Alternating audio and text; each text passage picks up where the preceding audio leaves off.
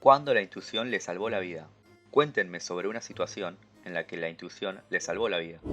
Esto me ocurrió de camino a casa. No era muy tarde, pero como era invierno, se hacía de noche muy temprano. Pues, adelanto a un tipo que lleva un jersey rojo y zapatillas de deporte rojas, y me doy cuenta de que esta persona me mira de una manera muy extraña. Pensé que estaba borracho o se había fumado algo. Sigo avanzando. Al girar la cabeza, veo que me sigue. Se me ocurre cruzar una carretera y el tipo me sigue. Me entró el miedo. Doblo en la esquina y me voy a todo correr a mi casa.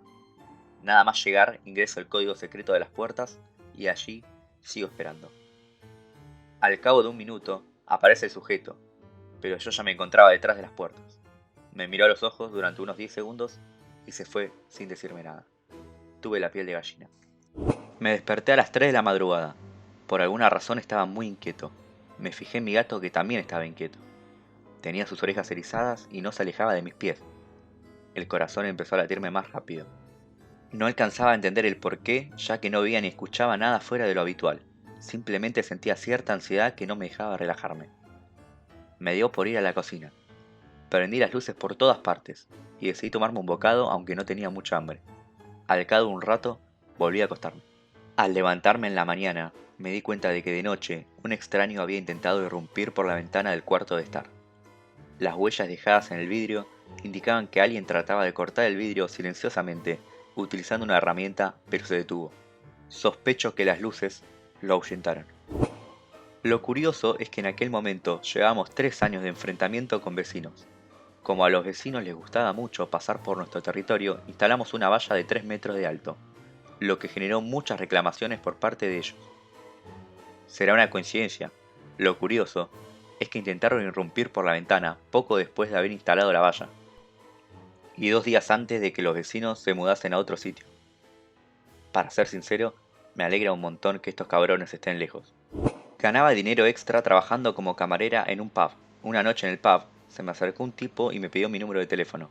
Yo le mandé al paseo, lo que al tipo parecía no importarle en lo más mínimo.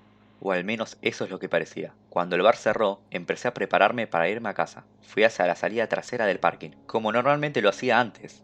Pero al acercarme a la puerta, me di cuenta de que el sensor de luz, instalado fuera del local, produjo una señal. Eso sí indicaba que alguien estaba detrás de la puerta. Yo asustada decidí regresar al bar y pedir a un guardia de seguridad que me acompañase hasta que me suba al vehículo. Una vez fuera del pub, vi al tipo en la esquina con una faja en las manos. Pretendía usarla como si fuera un garrote, es decir, una máquina para aplicar la pena de muerte. Por lo visto, que yo fuera en compañía del guardia fue algo que el sujeto no se esperaba de mí. Empezó a gritarme, llamándome perra, y que merecía morirme.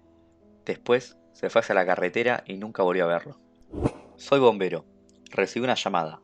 Se cayó una línea de transmisión eléctrica, lo que produjo un incendio de árboles cercanos. Nos subimos a nuestro vehículo de bomberos y vamos hacia el sitio. Todo parece ir bien. Confío del todo en el conductor y en el líder del equipo. El chofer aparca cerca de las líneas eléctricas adyacentes, aún no dañadas. Nos bajamos del vehículo. Sopla un fuerte viento infernal y veo al resto de líneas eléctricas tambaleándose y a punto de romperse. Me dirijo a nuestro líder y le aviso sobre mi preocupación. Él me contestó en plan, tranquilo, que todo irá bien. Tomamos rápidamente una manguera y estoy dispuesto a sofocar el fuego empezando por los árboles incendiados, dado que era probable que el fuego se propagara a una casa próxima. Me dio por mirar hacia arriba, vi a los cables agitándose frenéticamente y como por instinto grité, «Lárguese de aquí todo el mundo». Al cabo de unos segundos, o sea, en el momento en que fuimos huyendo de allí, se rompió una línea eléctrica más, y lo peor fue que el cable seguía conectado al poste, lo que quiere decir que si nos hubiéramos quedado allí, 3 cuerpos carbonizados habrían quedado de nosotros. Un amigo nos invitó a una cita, a la que a su vez lo invitó su compañero de clase. Nos subimos en el auto y fuimos hacia la dirección indicada. Cuando estábamos a punto de llegar al barrio donde íbamos a llegar, nos pareció sospechoso. Vimos aquella casa. Vimos la luz, en el patio trasero, pero fue algo que nos dio mala espina. Todo permanecía en silencio. Esto nos pareció bastante sospechoso, y nos fuimos. Al cabo de un rato, nuestro amigo nos llamó, y nos dijo que la habían robado, y no había ninguna diversión por allí. La cosa es que su compañero de clase quería tendernos una trampa. Cuando tenía unos 5 años, unos tipos intentaron secuestrarme. Yo y mi padre estábamos en un parque. Mi padre estaba a unos 100 metros de mí y estaba platicando con su amigo cuando de repente se me acercaron unas personas y me invitaron a su autocaravana diciendo que allá había un montón de juguetes. Uno de ellos me tendió la mano cuando de repente sentí una sensación rara en el vientre. Miré a mi padre y chillé caminando hacia él. Unos años después supimos que estas personas se habían dedicado al secuestro de menores. A partir de ese momento siempre confío en mi intuición. Gracias por sus comentarios positivos. Cuando mi papá se puso en shock, me regañó por haberme alejado de él y haber entablado una conversación con personas desconocidas. Mi madre me confesó, más tarde al llegar a mi casa, que mi padre había roto en llanto y había culpado a sí mismo por lo sucedido. Pero trato de verlo por el lado positivo, pues mi intuición no me había fallado y mi instinto de supervivencia se reforzó. Creo que lo que pasó tiene sus pros. Esta experiencia no es mía, sino que la vio mi mamá. El 18 de noviembre de 1987, ella de adolescente fue a Londres a visitar a su amiga. Sobre las 7:20 de la noche, en la estación King's Cross, tuvo un presentimiento raro y le dio por ir en taxi. En 10 minutos, en la estación, se desencadenó un incendio que le cobró la vida a 30 personas. Había 40 personas en la estación. Ella hubiese podido fallecer si hubiese decidido ir en metro. Estaba de jolgorio en uno de los peores barrios. Es que de adolescente solía tomar malas decisiones. De repente, en el segundo piso, empezó un jaleo. No tenía idea del por qué, pero el ambiente se hacía cada vez más tenso y decidí largarme. Yo y mis colegas nos fuimos. En menos de 10 minutos supimos que alguien sacó el arma, hizo unos disparos y accidentalmente hirió a una joven. Según las investigaciones, una persona le robó un coco al tipo en cuestión. Eso fue algo que no le gustó. Fue a por su arma y volvió ya armado. Empezó a amenazar a todo el mundo. La situación escapó de control y terminó hiriendo a una joven inocente. Al decir coco me refiero a una droga, no a una planta. Estábamos en octubre, serían las 8 de la tarde, así que se hizo de noche.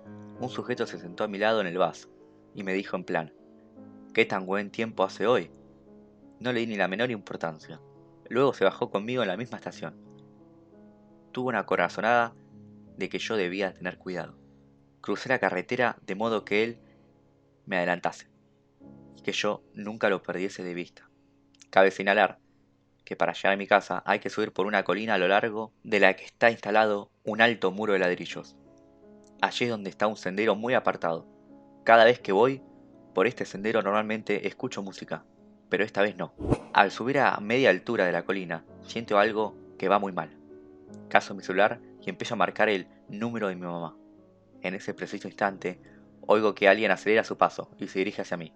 Supe de inmediato que era el mismo tipo. Me volteé bruscamente, le miré a los ojos y le dije a mi mamá: «Hola, mami». Eso fue algo que lo ahuyentó, ya que ésta minoró el paso y adoptó la apariencia de como si hubiera estado haciendo deporte de carreras. Le expliqué sobre la situación a mi mamá y pedí que no me colgara. Me encontré con su novio, que me acompañó hasta la casa. Aquella persona desconocida simplemente se fumó. Estoy segura al 100% de que este tipo me seguía y corría por mí. El haberme volteado hacia él y el haberle hablado por teléfono a mi mamá lo puso nervioso el sujeto. Mi hija tenía 1 año y medio por aquel entonces. Ella estaba un poquito resfriada, pero no tenía problemas para dormir. Me desperté en medio de la noche, a causa de una tremenda ansiedad y de un malestar. Sentía que algo iba mal, aunque no había motivos aparentes de ello. Me levanté, me tomé un bocado y traté de calmarme un poco. Antes de volver a acostarme, decidí otra vez entrar a la habitación de los niños. Es que ellos estaban en el mismo cuarto. Al entrar en el cuarto, escuché una respiración ronca, que venía de la cama de los bebés. La respiración ronca era tan baja que era imposible de escucharse en la habitación contigua. Tomo a mi hija en brazos y siento que ella respira con mayor frecuencia y dificultad. Fuimos al hospital. Mi hija se quedó allí una noche. Le pusieron un inhalador, es que tenía falta de oxígeno. Al final le diagnosticaron el síndrome de disfunción reactiva en las vías aéreas producido por el resfriado. Este padecimiento originó un ataque de asma.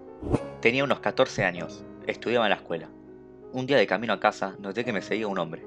Me seguía sin apartar la mirada de su teléfono y trataba de no mirarme. Tenía puesta una gorra de modo que no pudiese verle su cara. Me pareció un tipo raro. Al llegar a mi casa, vi que el tipo aún estaba a mi espalda. Fue poco probable que fuera nuestro vecino, ya que conocía a todos los vecinos que vivían en mi casa. En el último momento, descarté la idea de entrar en el portal y me dirigí hacia un almacén.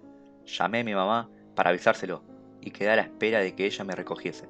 Una semana después, escuchamos en las noticias que a los 2 días de esa experiencia, un desagradable sujeto justo al lado de mi casa había sido secuestrada una menor de 11 años que estudiaba en mi escuela. El delincuente fue detenido, y este se parecía mucho al hombre que me seguía el otro día. Al tener en cuenta que lo mío había sucedido hacía poco y había tenido lugar cerca de mi casa, estoy segura de que se trataba de la misma persona.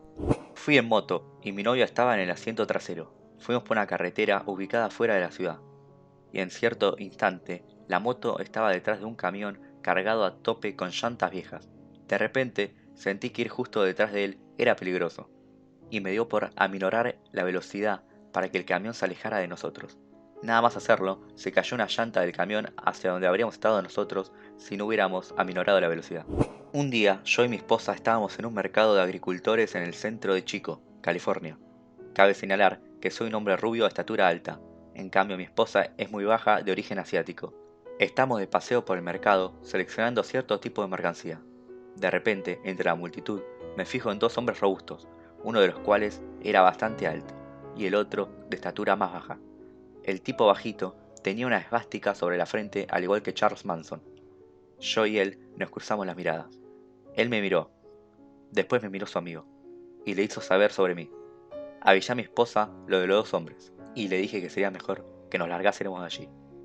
Ella intentó tranquilizarme diciéndome que yo exageraba, y que era paranoico, pero insistí que no fuéramos.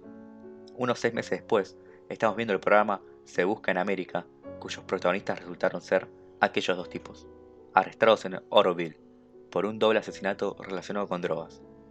Hasta ahora, de vez en cuando, recordamos esta historia que hace que se me ponga la piel de gallina, aunque ya han pasado 15 años. A veces me gusta fumar hierba. Un día traté de contactar por el teléfono con mi traficante de drogas, pero este no respondía. Después de cierto tiempo, el narcotraficante se puso y dijo: Hola amigo, hoy hay polis por todos lados. Puedes venir, pero no tardes mucho. Fui a su casa. Tras llevar unos 10 minutos de viaje, sentí algo que era una especie de náuseas y también ansiedad. Al recordar lo que me había dicho el traficante, pensé: al diablo con esto. Volví a mi casa. En la noche del mismo día, vi en las noticias que habían agarrado a un grupo de narcotraficantes. Fueron arrestadas 6 personas.